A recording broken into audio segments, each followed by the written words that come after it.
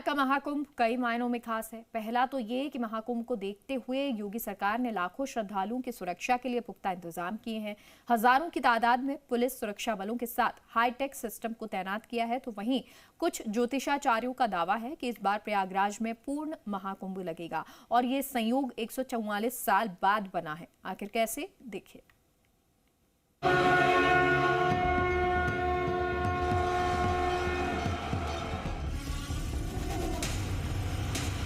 प्रयागराज मेला क्षेत्र में हर आसमानी साजिश को नेस्तनाबूद करने के लिए, मेला क्षेत्र में अवैध रूप से मंडरा रहे ड्रोन्स को तहस नहस करने के लिए प्रशासन ने हाईटेक एंटी ड्रोन सिस्टम को एक्टिवेट कर दिया है, जो पलक झपकते ही महाकुंभ के इलाके में ड्रोन्स को तबाह कर देगा, हर आसमानी साजिश नाकाम कर देगा।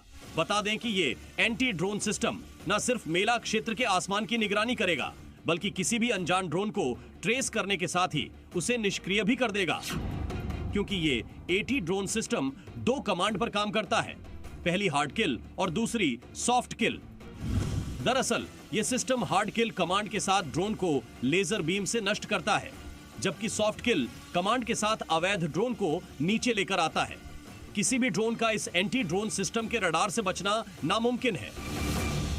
मेला क्षेत्र की जो सेंसिटिविटी है उसको देखते हुए हमने निर्णय लिया है कि जो भी ड्रोन चलाएंगे वो परमिशन लेकर के चलाएंगे, और यदि बिना परमिशन लिए कोई चलाता है तो उस पर कार्रवाई की जाएगी। इसी के तहत 2 दिन पहले से एंटी ड्रोन सिस्टम लगा दिया गया है और ये मैसेज भी दिया गया था कि परमिशन लेके ही ड्रोन चलाए जाएं।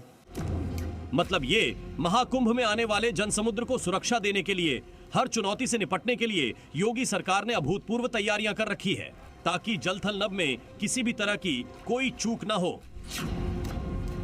एक तरफ योगी सरकार की सुरक्षा से जुड़ी पुख्ता तैयारियां, दूसरी तरफ महाकुंभ को भव्य दिव्य ऐतिहासिक बनाने से जुड़ा एक्शन प्लान इस बार के महाकुंभ को खास बना रहा है।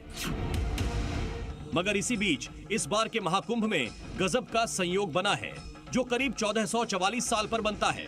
और जानते हैं, इसी संयोग के चलते इस बार के महाकुंभ को संत साधु और ज्योतिषपूर्ण महाकुंभ बता रहे हैं।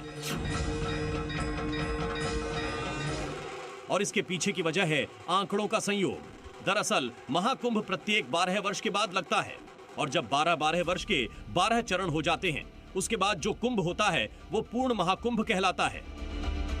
और साधु संत ज्योतिषों का दावा है कि आंकड़ों की गणना के हिसाब से इस बार प्रयागराज में पूर्ण महाकुंभ का आयोजन होने जा रहा है, जो कि अपने आप में दुर्लभ संयोग है।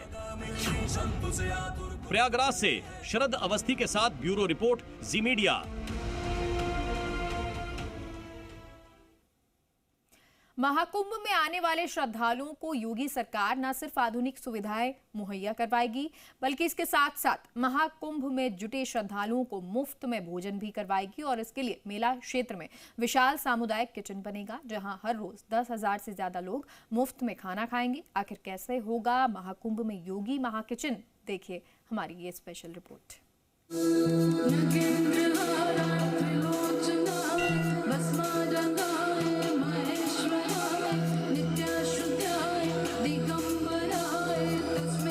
कुंभ का आयोजन भव्य और दिव्य बनाएंगे। कुंभ का दायरा बढ़ रहा है, काफी दूरी तक जाएगा। महाकुंभ को भव्य दिव्य ऐतिहासिक बनाने के लिए योगी सरकार हर वो फैसले ले रही है, हर उस एक्शन प्लान को लागू कर रही है जिससे लाखों साधु संतों और श्रद्धालुओं को सहूलियत मिले।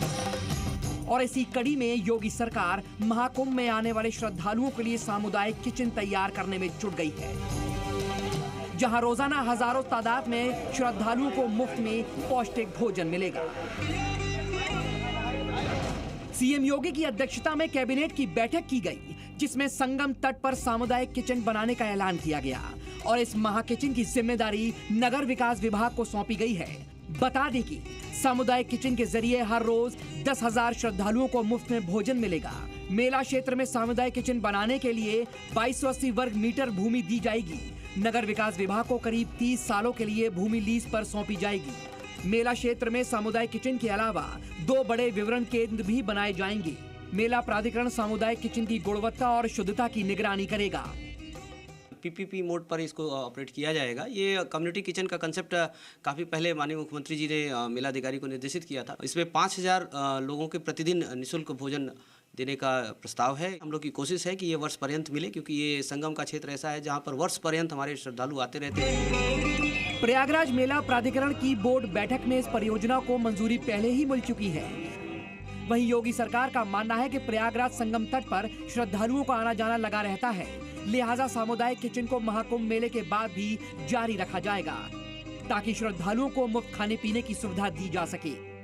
बहुत फायदा होगा, लोगों को भटकना नहीं पड़ेगा, उनको समय से भोजन मिल जाएगा। खाने के लिए तो यहाँ पे वैसे भी दिक्कत नहीं हुआ, पर सरकार की तरफ से हो जाएगा तो और ही अच्छा रहेगा। श्रद्धालु आ रहे हैं, उनको सुव्यवस्थित ढंग से अगर खाना मिलेगा, रहने की व्यवस्था मिलेगी तो उनका जीवन आसान हो जाएगा और कल्पवास करना भी। सरकार का एकदम अच्छा कदम है, क्योंकि लोगों के लिए बहुत सारा इन्हें घूमने के लिए, टूरिज्म के लिए बहुत बढ़िया काम हो रहा है। श्रद्धालुओं के लिए बहुत उचित ये व्यवस्था जो सरकार के द्वारा बनाई जा रही है या हो रहा है, बहुत अच्छा कार्य होगा। दरअसल सीएम योगी के निर्देश पर नगर विकास विभाग ने सामुदायिक किचन का पूरा प्रारूप तैयार किया और इस पर आने वाला खर्च योगी सरकार वहन करेगी। अन्नदान महादान होता है और जब ये दान संगम क्षेत्र में किया जाए तो इसका महत्व और ज्यादा बढ़ जाता है। फिलहाल योगी सरकार की कोशिश है कि महाकुंभ और महाकुंभ के बाद भी संगम क्षेत्र में आने वाला कोई भी तीर्थयात्री भूखा न रहे, और इसीलिए इस किचन की शुरुआत की जा रही है। योगी सरकार की इस नई मुहिम का स्वागत साधु संतों के साथ साथ यहाँ पर आने वाले तीर्थयात्रियों ने भी किया है। कैमरामैन विक्रम सोमवंशी के साथ शरद अवस्थी, जी मीडिया, प्रयागराज।